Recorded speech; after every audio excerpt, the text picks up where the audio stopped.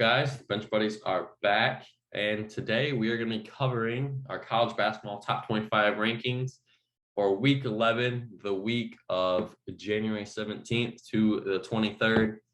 And we're just going to dive right into it here.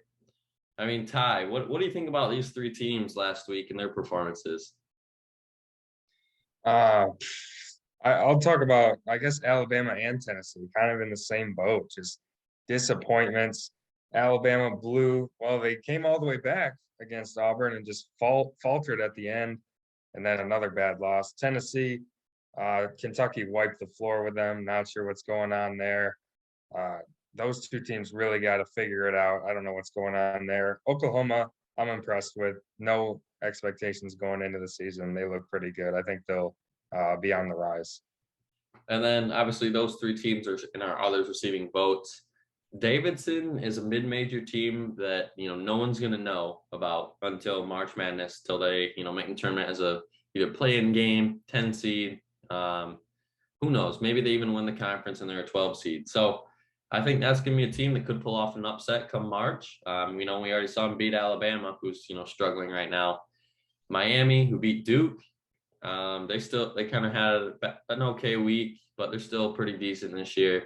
Then Oregon is finally playing how we all thought they would play at the beginning of the year. But, right now with 6 losses, still pretty hard to put them in our rankings, at least right now. But until, if they keep winning and more teams keep losing, I think they deserve to be in those top 25. But moving into our top 25, we got Colorado State moving back into the rankings after 1 week out. 2 wins last week against Utah State, San Jose State. And I expect 2 more this week. New Mexico, Air Force. Probably get to 15-1 here in a fairly easy conference this year. And, they've been the clear-cut favorite to win this conference as well. All right, Texas, nearly out of the rankings now, down at 24. I feel like I say it every week. They have all the talent, but I'm just waiting for it to gel. Well, it's mid-January, and they're still looking very underwhelming. A loss to Iowa State, who we were saying were frauds, and they pretty much got dominated in that game. They need to win both games this week to really get back on track. You can't go 1-1 like they have been the last few weeks. They got to get this figured out fast because this team had national championship expectations, and now they're almost out of the rankings. Mm-hmm. And at 23rd, we got Yukon, who is a fairly interesting team here. Lost a close game in West Virginia beginning of December. Lost a close game in Providence, who's was really hot when they lost to them. And then they had 2 games postponed due to COVID. First game back, losing OT to Seton Hall. So there's 3 losses right there in the last month. And the game at home, they come back, and then they got St. John's at home, beat them in overtime. So this team, has had a lot they've been through in the last month for sure. But now I think they're really going to start getting their footing back. They got 2 games against Butler this week, which is fairly uncommon in college basketball, home and away series. And dangerous. We really saw how, Butler just got absolutely throttled by Villanova. But I think, the first matchup, they should win at home just because it's always tough playing the first time. But the second matchup is going to be tricky because you're going to their place and it's the second time you're playing them in 3 days. So it could be an upset there, but I think right now UConn deserves this 23rd ranking. All right, the Ramblers, the Fighting Sister Jeans, come in at 22. I bet you didn't think you'd see them in the rankings, but they've earned their way up here. With their 2 losses coming in the battle for Atlantis, one of them to Michigan State. But those are 2 good losses. And this is a good basketball team. I don't see them really falling for a while. The Missouri Valley, unfortunately for them, very weak this year. But shout out to them. Looking for competition. They're going to be moving to the Atlantic 10 here in the future. So shout out to them. But this year, I don't think they lose more than 3 games, going into March Madness. The conference is weak. 21st, we got the red hot Texas Tech Red Raiders, who, let's see, you beat Baylor, who's undefeated at the time. Previous game before that, you beat Kansas. And the game before that, you lose to Iowa State by 4 at their place. Definitely, some great basketball this team's been playing. And then you follow up all your week with a loss on the road to Kansas State. I think it was due, after beating two top 6 teams in the country at the time. But now your schedule doesn't get any easier, as your next 3 games, the one that isn't shown on here, is at Kansas on Monday, and then Saturday at West Virginia, and Tuesday, so today, against Iowa State. This team, I think you come out 2-3, 2-1 out of those, win 2 games. I think you're sitting pretty here at 15-5. And I'd call that a success. But the Big 12 is probably the most up in the air conference now. We said it was the Big East, but it's got to be the Big 12 now, just because Baylor losing 2 games already. So expect more chaos in the Big 12, and you'll see here in the rankings as well. All right, Ohio State drops to 20 after really getting dominated by Wisconsin. This team is just too inconsistent for me. Inside of the Big Ten, they beat Wisconsin at home, but that was really before Wisconsin found themselves. That was way back in December. So they really have to go back to the drawing board. This week is a perfect week for them to really figure themselves out. You got 2 cupcake games. IUPUI, not sure how they worked their way on the schedule in January, but regardless, should be an easy 2-0 week. But going forward, they need more scoring outside of EJ Liddell. 19th, we got another Big East team here. What I was saying, Xavier. 2 out of those 3 losses are against Villanova. So you take them off the schedule, and you're 13-1 and probably a top 5 team, with all the chaos that's happened this year. And 2 huge road games, DePaul, who I don't think has still won a conference game, but going into conference, I think they're 10-1. And at Marquette, which could be a tricky game, as you saw in our picks video. And I'm thinking Xavier's going to be 15-3 here, the quietest team in the Big East. I don't know. We'll have to see how the Big East plays out this year. Big 12, Big East are both of the conferences that are really the most up in the air. But Xavier, could give Villanova a run come conference tourney time. All right, Illinois coming in here at 18. They lost a tough one at home to Purdue today, but I still don't think that should drop them too much. Purdue's a great team. They just got to go into Maryland and get that win, avoid the 0-2 week that nobody wants. But this is a really scary team going forward. At the end of that game today, Andre Curbelo, first game back in two months, and he really found himself. I think he scored 14 points in the second half. So if they can get that production out of him going forward, they're a scary team. I think they're a top 10 team. So a team to watch out for sure. Right now, they would hover around a 5 seed. I don't think anyone would want them in their bracket. 17th, we got Providence, who hopefully can resume this week from their little COVID pause. Supposed to play them today against Seton Hall. That got postponed. But if they do play this week, they got Georgetown and Butler. 2 easy games, I believe, for them. Not really too hard, especially because they're at home. And my Big East pick pretty much right now, I think this is going to be the surprise team that's going to give Villanova a run for their money, at least in the regular season. And I think Providence is going to move to 16-2 and move up in our rankings. All right, Michigan State takes a big dip from 11 to 16, deservedly so. They definitely could have lost the Minnesota game, pulled that one out, and then a bad loss at home to Northwestern. Not at all what they needed, because now they go to Wisconsin and they go to Illinois back-to-back, 2 really tough games. So you really didn't want to lose going into those games. Makes them a lot bigger now. They just got to figure out scoring. I mean, down the stretch of that Northwestern game, it was just ugly to watch. Max Christie went cold, and they really just had nobody else to go to. So going forward, they got to figure that out. The defense is fine. Need more offense if you're going to compete with these top teams. At 15, we got Iowa State, who, tough loss to Kansas on the road by 1. Great win against Texas at home. But now you got Texas Tech on the road today or tonight. Should be a great game there, low scoring for sure. And then at TCU, which could be a trip up game, who, quietly 12-2 is TCU.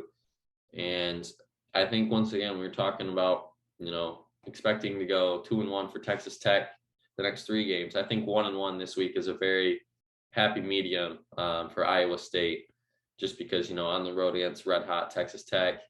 But, once again, I got to say it every video, this team had 2 wins last year, 2, and they've already 7 times that already, and they're still a month and a half before March Madness starts. So expect this team to at least hit 20 wins, potentially 25, and a huge step in the right direction this year. All right, Kentucky coming in at 14, and this team definitely has the opportunity to move way up, especially if they can win at Auburn. But watch out for that Texas A&M game, huge trap game. They just wiped the floor with Tennessee at home, and then you're going to Auburn, the number 2 team. Texas A&M's a good team. Going on the road, that could be a massive trap game for Kentucky. But that being said, they, to me, look like a top 3 team in the country right now. Right now. Just watching them play against Tennessee, running up and down the court, it looked like they were a whole different team, really starting to play to their strengths. And watch out, because they definitely could go into Auburn and win that game. Even if they don't going forward, they're a scary team. And at 13, yet another Big East team. Those 4 losses are very deceiving, because the first loss was to UCLA in overtime. Second loss was to Purdue at a neutral site. Third loss was to Baylor at their place. And the 4th loss was to Creighton at their place, just a bad loss there. So since that moment, Villanova has ripped off, 1, 2, 3, 4, 5, 6 straight wins, really solidifying themselves as the top contender, who's going to be throwing us in the Big East. And I really think, I just said Providence and Xavier are really the 2 best options, and they still are, but I really can't see it happening with how good this Villanova team has been playing in the last month. And the game against Marquette could be a close game. Georgetown, they should blow them out, but probably 15-4 for Villanova, and they'll probably be moving up yet again. All right, USC with a big drop from 4 to 12. And this team, I would be nervous if I'm a USC fan, losing those 2 games the way they did. Stanford is just not a good basketball team, and that was a road game, but there were no fans. So it's really just a neutral site game that they lost to a mediocre at best Stanford team. Colorado's a tough game going on the road. This team going forward, it makes me nervous.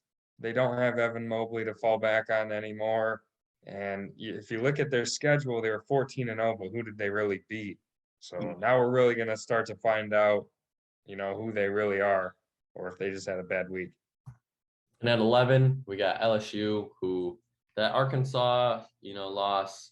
A really good team, surprisingly. A team that really needed to win was Arkansas, and they got one against a really good, hot team in LSU. But tough games this week at Alabama, at Tennessee.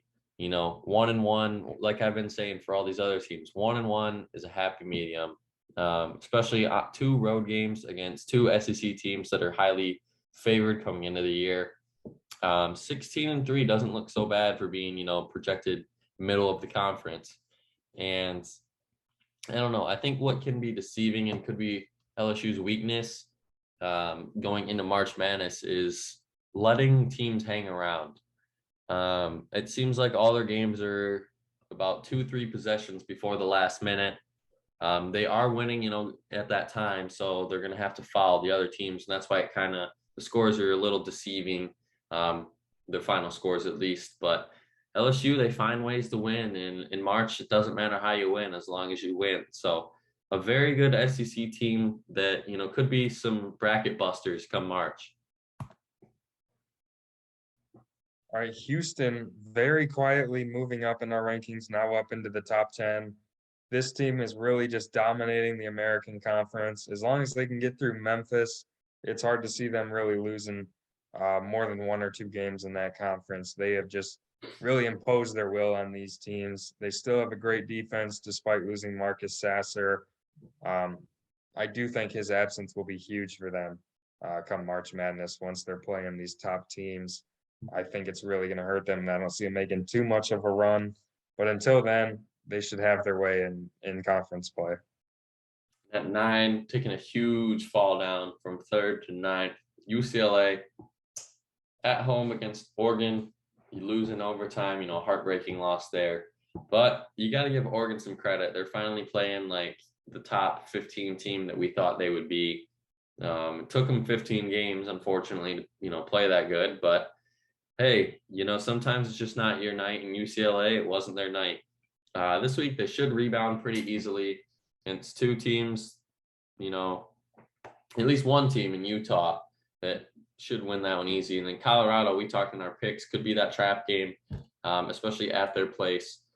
And then the next week, you got Arizona at home, the potential Pac-12 game of the year, maybe, game to solidify who wins the conference as well. But we're talking about this week. I think UCLA is at least getting 1 win this week, and more than likely probably 2.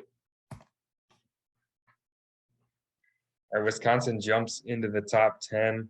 They just keep rattling off, really impressive wins, now beating Ohio State at home pretty easily. And now a tough week. You got at Northwestern, who just beat Michigan State. That's no easy road trip. And then Michigan State coming off that Northwestern loss, they're going to come in with a chip on their shoulder. And that's a huge game. Could be for first place in the Big Ten. But this team really just came out of nowhere. No one really saw them, competing in the Big Ten. Most people had them as a bubble team in the preseason. Now they're ranked number 8, and I think they'll be on the rise. I could see them winning both of those games this week, and they're a team to watch out for going forward. And at 7, the team nobody on social media is talking about, the Duke Blue Devils. We all know it's Coach K's last year. And what they're quietly doing this whole year, 14-2 with losses to Ohio State at the beginning of the year, who was, up and down, and Miami, lost on a heartbreaker at home. But other than those 2 games, they've been dominant. Beat Gonzaga when they were number 1 and undefeated. And I think that win alone just shows you how good this Duke team is, because come March, no one wants to play Gonzaga. They're probably going to be the 1 seed. So you don't want to be in that region. But Duke, with Paolo, I think their ceiling is a Final Four, Elite 8 at worst. I just can't see them being lower than a 3 seed. If they trip up here, maybe a 4, who knows.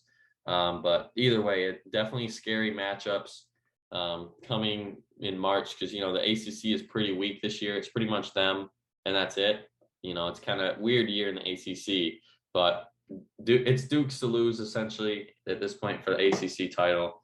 And that's pretty bad saying that we're saying this in mid-January. Baylor drops all the way from 1 to 6 now in our rankings, but this is deserved. The Texas Tech loss, that's okay. You're bound to lose again. They're 15-0. It's a good team. But the Oklahoma State home loss, just a head scratcher. Oklahoma State, I think they were 8-7 going into that game. So it's not like they were a great team by any means. And coming off a loss, I really expected more out of Baylor, especially a team that just won the national championship. So they got to go back to the drawing board. This is a tough week again. Now you just lost 2 home games. That means you have 2 away games now in a very tough Big 12. I would think I would say 1-1, but then you lose 3 out of 4. So you almost got to win both of those games to get back on track. But, they have a great offense, great defense. I said this in our other video. Seems like one of them's been letting them down the last few games. They just got to play a complete game, and they'll get back into the top 5. And at 5, we got Purdue, who today pulled off a huge win on the road, double OT, against that 17th ranked Illinois team. And if you're looking at those 2 losses, they're 15-2 currently. 2 losses were to Wisconsin at home, who since that game has been red hot. That's the game that started it all, it feels like. And Then they lost to Rutgers at the buzzer from a half-court shot. So just a tough luck loss there. But realistically, I mean, Big Ten, it's either them or Wisconsin at this point. State and Ohio State have an outside shot, but it's going to be if both of these teams falter and probably lose to those teams moving forward. And you got Zach Edey and Jaden Ivey, of course, and then Travion Williams moving to the bench, I think, is what has really made this Purdue team even better. Since then, I was looking at the stats. The last game they played against Nebraska, and they've just been better every time he's been on the bench. So maybe a huge weapon in March, being the sixth man coming right off the bench, just dominating your second team essentially, could cause some matchup nightmares for Purdue in March Madness. All right, Arizona with a big jump from 10-4. Not as much about what they did last week, but more about all the teams in front of them losing. Just a crazy week. So going forward, they're a 14-1 team. Should win both of those games this week. I know they're both on the road, but they're against subpar teams in that conference. Pac-12 is pretty weak, to be honest. Outside of the top three teams, I guess you could throw Oregon in there now, but other than that, I don't see this team losing too many games in that conference. And I definitely think they're a step above USC, but they're pretty neck and neck with UCLA to win that conference. So it'll be a fun matchup when they play each other.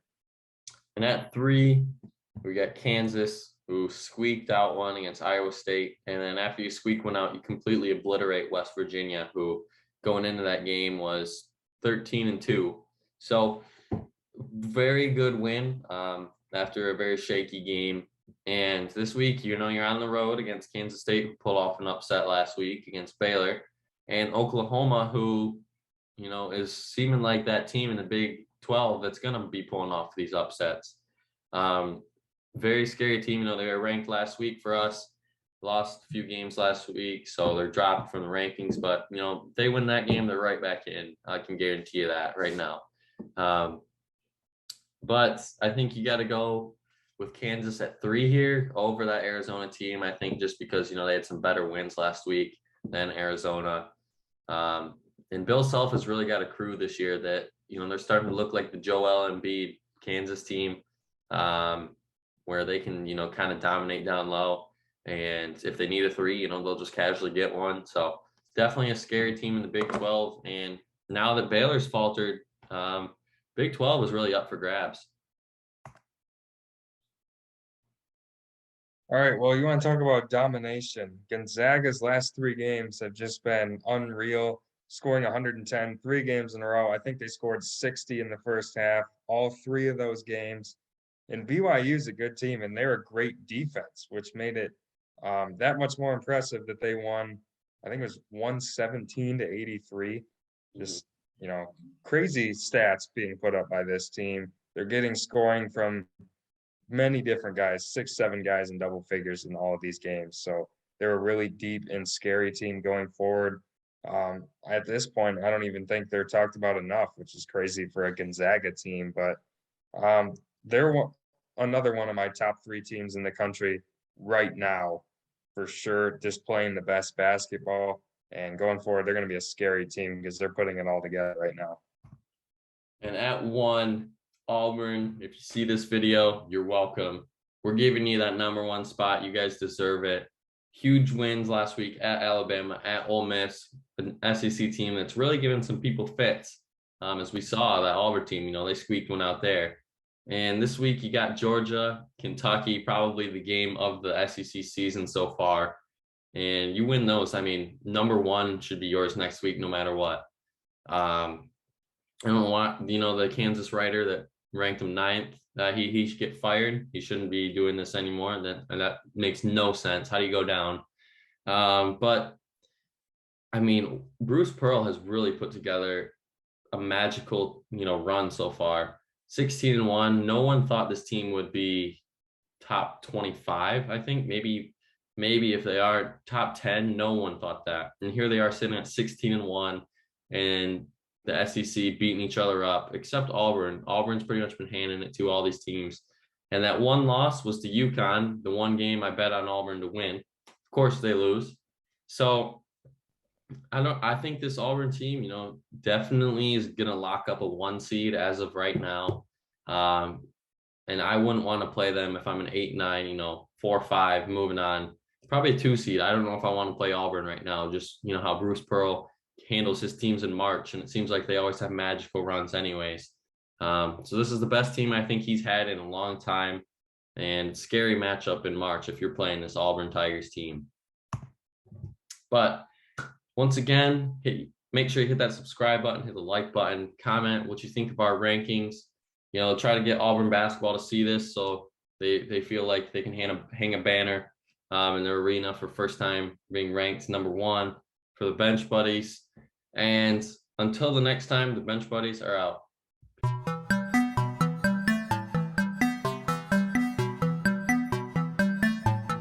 She never called back.